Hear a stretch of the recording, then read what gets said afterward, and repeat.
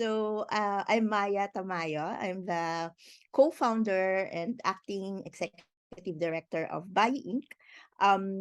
Bayi Inc. is actually trace its roots from the Angat Bayi program that the UP Center for Women's and Gender Studies implemented in 2018. This is basically capacitating women leaders, elected women leaders at the local level or the subnational level. So these are mayors, vice mayors, councilors, board members on transformative feminist leadership. So basically we have courses. We have the fellowship program has run 3 courses, and then we have mentoring program, and then we after the fellowship they are equipped to develop a what we call likang bayi. So it's created by women. It's a translation. It's like a capstone projects for the fellows, wherein they integrate based on their learnings from the fellowship program. They develop projects, proposals, even policies, depending if they're mayors or councilors.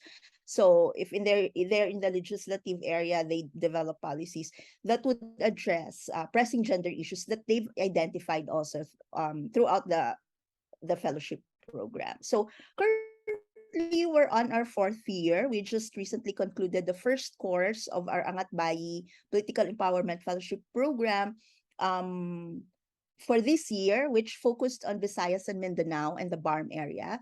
And then we had 4 batches already of fellows. And then one thing that we wanted the fellows to actually do is replicate the program at the grassroots level. So our strategy is, we capacitate women leaders, elected women leaders who are already in power, and then hopefully we want them to also capacitate emerging young women leaders at the grassroots level or in their respective LGUs to eventually run for office or aspire to run for office also. So Angat Bayi also has this which we call Angat Dunong, no? So this is policy and research component of the program, wherein this is based also on the articulated needs of the fellows. So many of the fellows are, once they've started the feminism journey, they realize that there's so much that they need to do so much more. So they realize that, oh, we can actually legislate these kinds of ordinances, because part of the program is actually sharing of good practices. So we do LGU visits. So we schedule LGU visits in the cities wherein there are good practices on inclusion and responding to gender concerns and issues, or disability, or LGBTQI, everything, all the identities or the sectors that are usually neglected or not part of the development agenda. So they realize that there is this space that they can actually replicate all these good practices in their respective LGUs. So what we do is Bayi Inc. is a very small organization, but we have partners. We match the fellows with partners. So like in 2020, when we had the ECQs and the COVID-19 crisis, so there was shadow pandemic, right? So what we did was we matched the fellows with the Asia Foundation Gender Reform Team, wherein we together with the fellows and the technical consultants of Asia Foundation, we develop ordinances on gender-based violence, OSAEC, online sexual abuse and exploitation of children, and then teenage pregnancy. So this is actually unprecedented in the women's movement. We know how difficult it is to lobby for policy reform. It takes years for us, right? In the RH law, in the RH bill experience, and the LGBT, the SOGI bill. But this one, in less than 6 months, we were able to develop craft ordinance, and then they were able to file it, and then they were able to pass it. So um, we thought that it's a good opportunity for to tap and match advocates and the fellows who are needing space for the fellows needing all these ordinances that they can legislate to actually elevate their women's constituency and other sectors and other like LGBT, IPs, and the children, and even the disability sector. No, while the advocates meanwhile are also looking for spaces wherein they can actually lobby for policy reforms. So it's a best opportunity for them to be given a space, no. So we have these fellows ready to file these ordinances. So us, Ayla and I, we actually, the both of us who are also part of BAI, are very much interested in culture and arts. I, for one, I used to dance, and I am actually really supportive of the arts, visual, and you can see it actually in the module of Angat Bayi. So our methodology would be creative pedagogy. So we use creative like movement, literary, visual to convey or to actually discuss feminist leadership. So when the British Council released a call for the grant, we took the opportunity. We thought that this is something, a gap in creative economy, and especially that actually thanks also to all the advocates of creative economy, in the arts. We've been also on a roll here because we've passed the law recently, sponsored by Kongtof, and that was really helpful for the sector, because it was also during the pandemic, wherein they are also neglected, and they don't have social protection, etc. So we thought that our love for the arts and our passion for feminist leadership and inclusion can actually, we can marry them together and develop something that would help specifically our Angat Bayi fellows. So are mostly also supportive of the arts, no? So we have mayors that we interviewed in creating this roadmap. We also interviewed academics, advocates, and even mayor of Liverpool during the research phase of this creation development of the roadmap, and we identified challenges, and then part of it was actually coming up with recommendations on how to actually be more inclusive and be more feminist in a sense, in actually pursuing an advocacy or a policy on creative economy. The roadmap doesn't actually tell you that it will address all issues, no, and challenges of creative economy, or the issues and concerns of all actors in the creative economy. It's just a guide, and we are also part of the BAI practice also, that we acknowledge um context of each subnational or cities or municipalities, no. So the one roadmap may not be appropriate or may not be effective to another to another city, no. What is appropriate or effective to this particular city or municipality may not be effective or appropriate for another city. So a part of the roadmap is actually gathering all the stakeholders to actually define and locate the solutions for their own problems. So we were actually that we impressed upon in this roadmap that we need really to make the voices we need to make the voices count, no. So we have to have the disability sector there, we have to have women, we have to have the youth, the LGBT QI plus community, etc.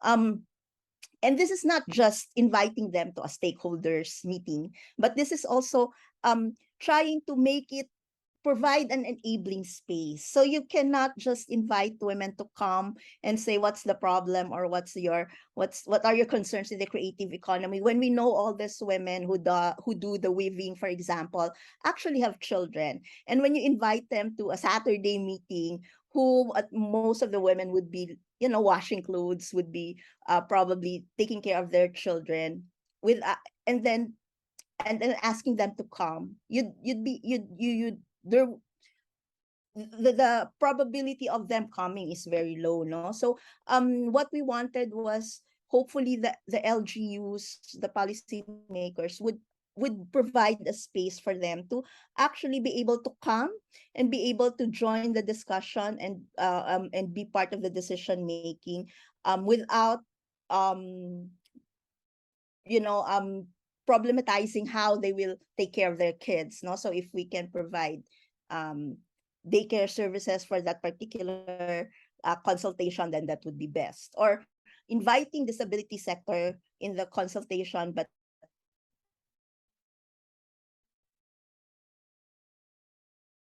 the infrastructure allow them to have, understand what the discussion is about, because we don't have translators, or we don't have FSL people to translate the discussion to them.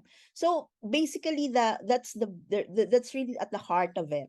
And then, but because once people come and they are part of the decision making process, you'd be able to locate solutions that would actually address their concerns and issues, with even without technical experts, or consultants in the discussion. So basically that. And then we also recommended that there should be at least mentoring as part of capacity building. Many of our really great talents are would really really be able to, we can harness their talents, and we can support them through mentoring. So in our roadmap, we have different cases, wherein we try to show some examples that we can replicate, but not necessarily to the book, no, by the book, but we can also try to um, innovate our own local solutions.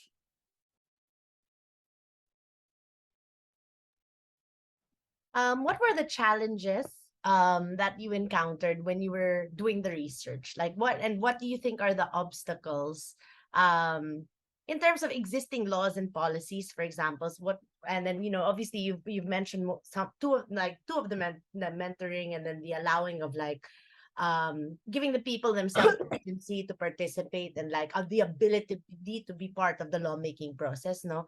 So um yeah, I guess what do you think, what are perceived to be um obstacles to one implementation, and to like obstacles that are already existing within that roadmap, so prior and then in future implementing? Okay. So I'd be honest, because this is a roadmap that we developed, but we haven't really piloted it. The idea is actually for us to pilot it in one of the Angat Bayi fellow sites. Because we have mayors who are interested to do it, but because there was the national elections and of course COVID. So this is actually, we're looking into doing this in the near future, because we've started opening up, and we've started face-to-face and in-person activities. And many of our Angat Bay fellows who were supportive also of this road, of this development of the roadmap, actually won the election. So there is an opportunity for that. So in terms of implementation, challenges in the implementation, I don't have it yet. I mean, it's different when you do a pilot, no? It's different when you do a document. You can write the best document and the best framework in the world, but when you do actually apply it can be different. It can be a part also of the Bayi thinking and practice is actually, it's not linear, no? So we can always go back, and we can always correct it, or we can always revise it depending on the context of the community. That's one. one. I forgot institutionalizing whatever programs or services or projects or policies that the LGU, the cities or municipalities, are able to develop based on the stakeholders consultation, no? And matching also of different stakeholders, no? So actually we've seen that even in our Angat Bayi fellowship program, that there is a big space and opportunity for actually working together and collaboration. So when, like for example, when we match them with advocates, no? So in one of the interviews we had in the with some of the experts from the UK, there was this practice wherein they match it with they match the um artists and the creative sector stakeholders with the banks and the private companies. We don't do that here, right? So it's something that we can look into, like matching them with private businesses, so that they also get, um especially for women, they also get, it's easier for them to take up a loan, or it's easier for them to get capital for their arts business or for their creative goals, no? So that's one. Challenges would be maybe the lens. So if the policymakers and the implement policy implementers, if even if we have a very great law, if they don't have the perspective of inclusion, of, or even just appreciation of the creative sector, I don't think we'd be able to have a very good implementation of the policies and the laws. So that's one. And I think that's very similar to all other uh advocacies, no? Even in, in disability sector, in LGBTQIC, or in feminist leadership, we have all these wonderful laws on women and gender in the Philippines. In fact, we're leading when it comes to policies and laws, no? But in terms of implementation, that's the challenge, because one, if we don't have the perspective, when the implementers and the policymakers don't have the perspective, I think that's a huge gap there. Second, resources. So if you don't have the perspective and you have scarcity of resources, the tendency is you don't prioritize, you don't allocate or assign values to the sectors that needing it most, right? So in the roadmap, there is one challenge, or there's one observation, that the creative sector is seen as an elite work also, and those who actually um succeed in it would have the network, and that is where the opportunity comes in, right? So those who are great, those who are very talented, but belonging to a sector that don't have access to this network and political capital, they won't be able to have that opportunity. So the policy, if you are an inclusive policymaker or implementer, you will make a space for that one, and you will enable something, you will have an enabling environment that would be able to, that this particular group or sector would be able to access it, because they don't have that, network. Yeah. So those are some of the challenges. We can mention, we can discuss so much more, but those are the things that I think comes to mind when, the ones that were really that surfaced immediately when we had the interviews and the FGDs. And um of course I have to mention this one. I think women in many creative sectors are, it's not safe for them.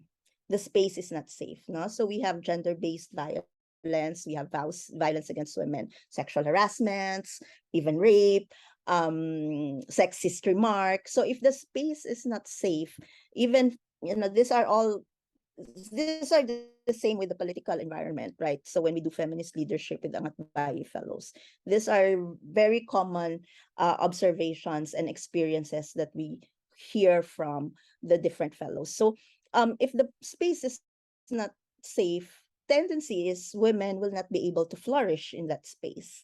So they leave the creative sector, no? And it's a sad thing because we have so much talent, even in the municipality, third class, fourth class. And then when they come here, in areas, in cities wherein arts and creative sector is more has more support, for example, but they come in a space wherein they are not safe and they are violated or abused. So the tendency is they leave that space.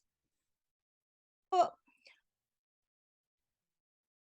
I think well, for me, the for us to be able to actually achieve inclusion, um is for is we if we actually provide the space for all these sectors, to be able to contribute and to be able to decide on where they want to take this industry, or the creative industry, creative sector in their particular locality or LGUs. Second, that space is not just a space wherein they can come and then they can listen to, but the space wherein where they are empowered to actually voice out their opinions, their experiences, their challenges, their concerns, without the threat of, maybe um my art will not be supported or my art will not be promoted because I said these things, no. So it has to be a safe space and a caring space for them to be able to actually participate in decision making. And then third, I my wish list is we have more resources allocated, because it's always when you ask challenges and issues, it's always resources, right? So resources in the sense wherein we have the material resources, the financial resources, but also um mentoring, also network, also matching of you know s- shall we say, I don't want to say a patron, because diba, in the arts it's always a patron, diba? But we want something that is supportive, also, but also in a way that it's collective support. Um we don't just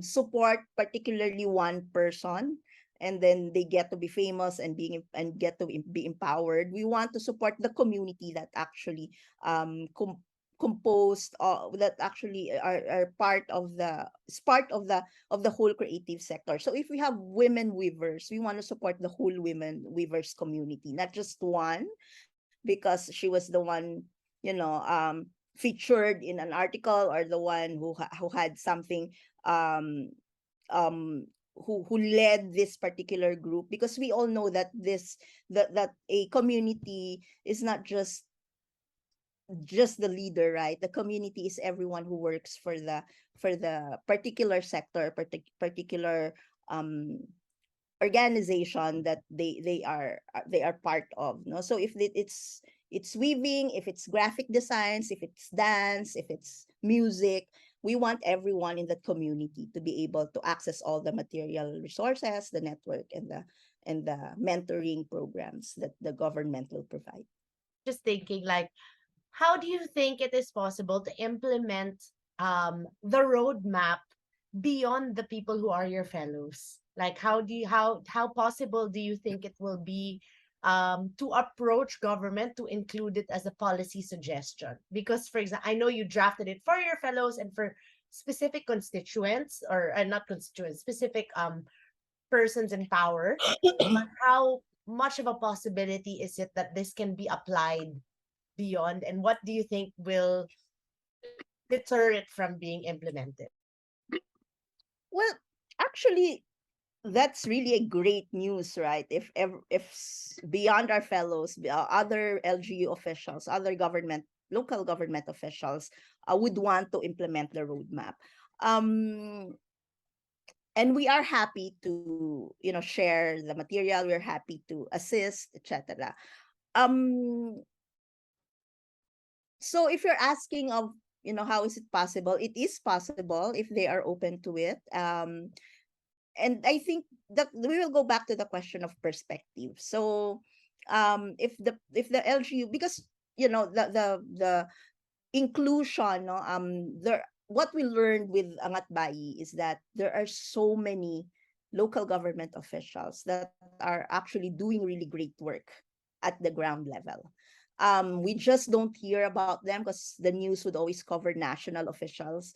We just and some many of our Ngatbay fellows come from third class, fourth class municipalities. So, but we have great women mayors, we have great vice mayors, we have brilliant legislators, and meeting them is very inspiring, no? So we realize that there are more. We barely scratched the surface. So I'm sure there are other LGU, local government officials who would be interested in this particular roadmap, or in on inclusion in creative economy. If they've heard of this guide, no.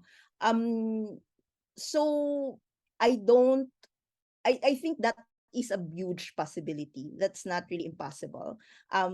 Second, we would want to reach all other local government officials who would be very willing to take on this to take this direction, no, this particular roadmap to that particular direction. So, um, and of course, because our Atbayo fellows are all women, so we won't be able to tap into many men, local leaders who are like 70% of the statistics. So definitely that's really that's something that we should also be reaching out and connecting to.